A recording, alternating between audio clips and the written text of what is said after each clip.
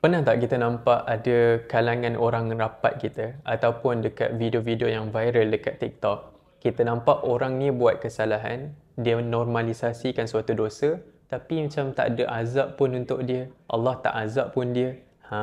Dekat sini kita kena hati-hati. Kata Allah Subhanahu Wa Taala pada juzuk yang ke-14, ada satu ayat yang menarik perhatian saya, iaitu pada ayat yang keempat surah Al-Hijr, yang di mana setiap ketentuan yang Allah berikan kepada kita, baik daripada sudut nikmat dan juga baik daripada sudut bala yang diturunkan kepada kita, adalah dua konsep yang di mana Allah ada percaturannya sendiri. Sebab itu kita nampak macam orang-orang dekat negara Arab yang dibunuh, yang diperangi, tetapi nampak seolah-olah Allah tak azab pun diorang. Ada juga golongan yang menyukai antara kunyit dengan kunyit. Okay. Tak nampak pun bala itu turun kepada mereka. Allah ada perancangannya sendiri. Sebab itu, sebab dan akibat Allah Subhanahu Wa Taala berbeza dengan sebab dan akibat kita. Kalau kita menghiriskan pisau dekat tangan, akan luka. Kalau kita bermain dengan api, kita akan terbakar. Kalau kita bermain dengan cinta, mungkin ada harapan yang memusnahkan dan harapan yang menghidupkan.